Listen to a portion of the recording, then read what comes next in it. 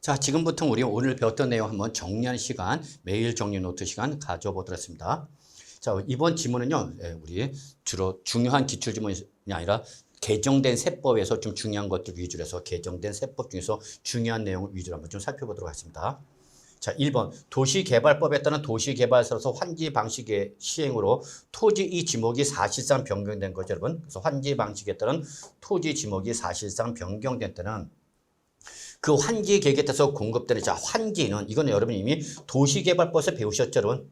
그래서 그때에 그 환지 계획에 따라서 공급받는 환지는 누가 여러분? 그쵸. 조합원이 취득한 걸 보는 거고 이 과정에서 환지 처분을 하는 과정에서 채비지나 보류지가 발생하면 이 채비지나 보류지는 누가 여러분? 사업 시행자가 각각 취득한 걸 봐서 이들이 바로 취득세 납세자가 되는 거다라는 거 잊지 마세요, 여러분. 그래서 여러분 여기 조합원과 사업 시행자 구분 좀 해 두시기 바라겠습니다. 자, 그 다음에 2번으로 넘어갈까요, 여러분? 자, 도시개발법에 따른 도시개발사업이라든지 여러분 또는 도시 및 주거환경정비법에 따른 정비사업 시행으로 해당 사업 시행이 대상이 된 부동산의 소유자가 즉 조합원 등을 말한다 보시면 되겠죠. 환지계획이나 즉 요 환지계획은 바로 저 도시개발사업을 말하는 거죠.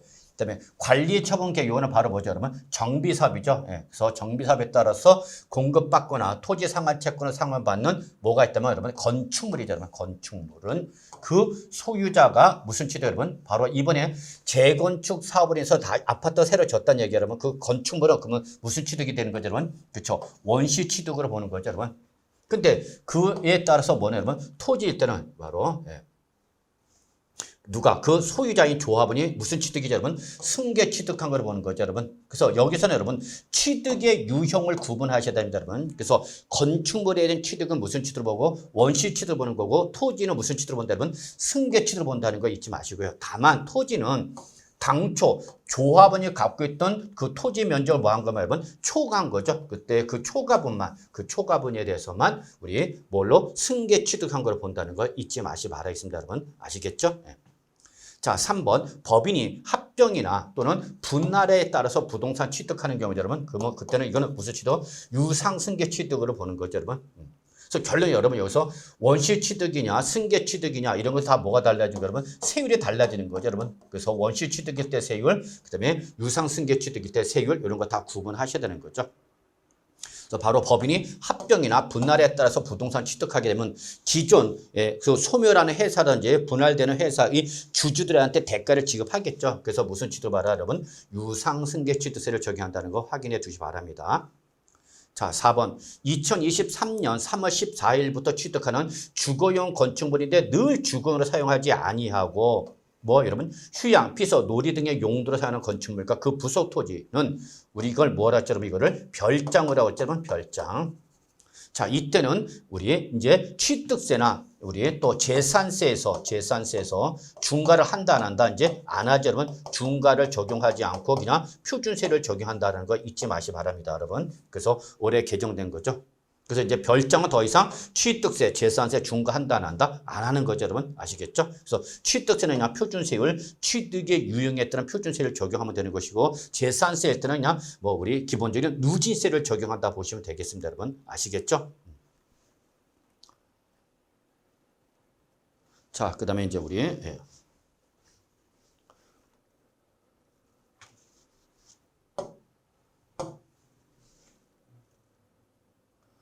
자, 5번 볼까요? 자, 취득세에서 주택 산정일 현재 시가 표력이 1억 이하인 부속 토지만을 소유한 경우에 해당 부속 토지 또는 혼인한 사람이 혼인하기 전부터 소유한 주택 분양권으로 주택을 취득하는 경우 그 다른 배우자가 혼인 전부터 소유하는 주택 요 두 가지죠, 여러분. 그래서 여러분 요 구분하셔야 돼요. 요거 하나, 요거 하나. 요 두 가지는 요 두 가지 주택은 여러분 우리 1세대 주택수를 산정할 때에 소유 주택수에 포함한다, 제외한다면 제외한다는 걸 여러분이 이번 개정상으로 좀 확인해 주시기 바랍니다, 여러분. 그래서 시험에 나올 만큼 매우 중요한 내용은 아니지만 그래도 참고상으로 그래서 우리 1세대 소유 주택수 산정할 때에 요 시가 편익이 1억 이하인 부속 토지만을 갖고 있을 때 그 부속 토지단지 또는 혼인하기 전부터 그 갖고 있었던 분양권으로 혼인한 후에 취득할 때 다른 배우자가 혼인하기 전부터 갖고 있던 주택은 주택수를 산정할 때 포함하라 제외하라면 제외하라는 얘기죠. 자, 예를 들어서 여기 갑과 을이 혼인했습니다. 혼인한 거죠. 근데 혼인하기 전에 갑은 A주택 하나를 갖고 있었고 여러분, 그 다음에 을은 우리 아파트 당첨권 하나 갖고 있습니다. 여러분, 아파트 당첨권을. 자, 갖고 있다가 이제 혼인한 후에 요 아파트 당첨권이 뭐로 바뀐 거예요? 여러분, 주택으로 바뀐 거죠. 그럼 아파트 당첨 갖고 있다 이걸로 입주를 한 거죠, 주택은. 그러면 이때 취득세 내야 되는 거죠. 이때 주택수를 따질 때에 갑과 을은 우리 세대별이 되기 때문에 1세대 몇 주택, 2주택으로 보면은 이것이 중과 대상이 될 수도 있는데 이때 혼인하기 전부터 갖고 있었던 주택은 요 혼인한 후에 요 분양권이 주택으로 바뀌었을 때에 혼인하기 전에 갖고 있었던 다른 배우자가 있던 주택은 주택수에 포함하라 제외하라 그러면 제외하라 그럽니다. 그러면 1세대 몇 주택으로 보라는 얘기야? 1주택으로 봐라. 그 의미로 이해하시면 되겠습니다. 여러분 아시겠죠? 그 다음에 시가 편익이 1억 이하인 부속 토지만을 갖고 있을 때 그 토지도 역시 주택수를 계산할 때 포함한다, 제외된다, 그러면 제외한다. 참고해 주시기 바라겠습니다. 자, 6번. 2주택 모두 어디에 있다? 조정 대상적이 있답니다. 자, 근데 그러면 우리 몇 프로 과세가 될 수 있죠? 그러면 바로 8% 중과 대상이 될 수 있는 거죠. 근데 뭐로 신고하면 일시적 2주택으로 신고를 하면 이제 8% 중과하고 안 하고 기본 세율을 적용한 거죠. 그래서 일시적 2주택을 신고해서 1%부터 3% 기본세율 적용받았죠.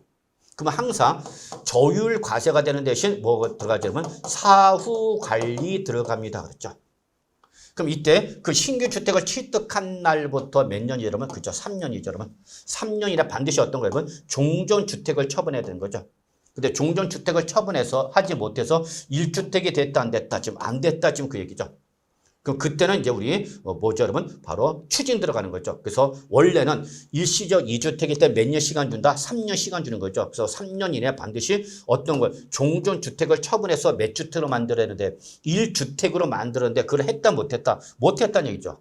그러면 이때는 원래 조정 대상적인 2주택은 8% 중과 대상인데 이걸 우리 일시적 2주택으로 적용했기 때문에 우리 1%. 1%. 그래서 8%에서 여러분 우리 1%에서 3% 실제 적용한 세율 이걸 뺀 거죠, 여러분. 요 차액을 추징 들어갔죠. 차액 추징 들어갑니다, 여러분. 추징 들어간다. 그래서 바로 부족세이죠. 여기가 바로 부족세이 되는 거고 여기다 이제 뭘 붙어 여러분? 가산세 부과가 되죠, 여러분. 그래서 당초 적게 신고한 거 과소 신고 가산세 몇 프로? 10% 때리고 그 다음에 여기에 대해서 납부지연 일수가산세 보게 됐죠. 납부지연 일수가산세 하루당 10만 분이 얼마 여러분? 22에 일수가산세를 더한 금액으로 해서 자 무슨 방법이죠 여러분? 보통징수 방법이죠. 그래서 보통징수니까 액션을 누가 채는가 여러분? 과세권자인 지방자치단체장이 이걸 계산해서 뭘 보내준다? 고지서 보내줘서 차액 추징하겠다 그 얘기입니다 여러분. 아시겠죠? 자 그 다음에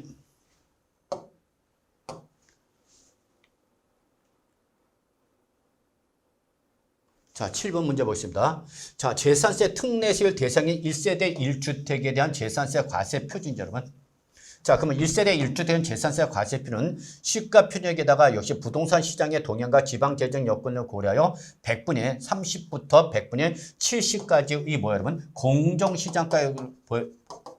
공정시장 가액 비율을 곱해야 되는 거죠, 여러분. 그래서 요 재산세 과표 뭐에다 여러분 시가 표준액에다가 그죠? 시가 표준액 곱하기 뭐야 여러분 공정시장 가격비를 곱하는 건데 그죠? 이때에 그 공정시장 가격비를 바로 부동산 시장의 동향과 지방 재정 여건 등을 고려한 거죠. 그래서 주택일 때는 100분의 30부터 100분의 70까지 범위에서 대통령령으로 정하는 공정시장 가격비를 곱하여 산정을 가한다. 이거 잊지 마시기 바라겠습니다, 여러분. 그래서 여러분은 요 공정시장 대통령으로 정하는 공정시장 가격비도 좀 이번에 개정된 거죠. 그게 바로 요 8번이 되겠습니다, 여러분. 그래서 1세대 1주택으로서 인정되는 주택에서 시가 편익이 9억 원을 초과하는 주택을 이때의 공정시장 가액비는 그래서 여러분 여기 1세대 1주택이면서 이때는 시가 편익이 9억을 초과해도 포함합니다. 포함한다는 거 잊지 마시고요. 그래서 1세대 1주택자 이 공정시장 가입율은 시가 표준액을 3개로 구분해서 3억 이하인 소액일 때는 43%, 그 다음에 3억 원을 초과해서 6억 이하 때는 44%. 그 다음에 6억을 초과하면 이때는 몇 프로냐면 45%의 공정시장 가액비율을 적용하겠다. 그 얘기입니다, 여러분. 아시겠죠, 여러분? 네. 그래서 요거는 누구일 때만이 여러분? 그렇죠. 1세대 1주택자일 때만이죠. 1세대 1주택자로서 이때는 시가표준액이 9억을 초과해도 시가표준액이 9을 초과해도 요 43% 또는 44% 또는 45% 중에 하나를 적용한다. 그 얘기입니다, 여러분. 아시겠죠? 자, 그 다음에 9번. 별정에 대한 재산세의 표준세를 이제 올해부터는 작년까지는 4% 비례세를 했지만 이제 4% 중과하고 안 하고 기본적인 0.1%부터 0.4%까지의 4단계 초과 누진세를 정하는 거죠. 그러면 여러분 하나 꼭 기억하셔야 돼요. 재산세에서 누진세율 적용 대상이 되면 얘는 바로 뭐가 된다면 종합부동산세 과세 대상이 된다라는 걸 꼭 기억해 두시기 바라겠습니다. 여러분 아시겠죠? 자, 이제 마지막 문제 10번 보죠. 자, 지방세법상 재산세 납부 유예. 그렇죠, 여러분? 올해 2023년부터는 재산세도 종합부동산세 똑같이 납부 유예가 인정됐죠. 그래서 여러분 요거는 종합부동산세와 동일하다고 보시면 됩니다. 여러분 거의 똑같다. 거의 유사합니다.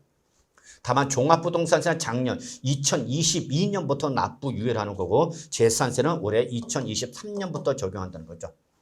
이때 역시 이 납부 유예는 1세대 1주택자만 납부 유예를 할 수 있습니다. 그리고 엔드고 이때 재산세 납부세는 최소 얼마 초과하자 이러면 100만 원을 초과하는 자만이 기본적인 납부 유예 대상자가 됩니다.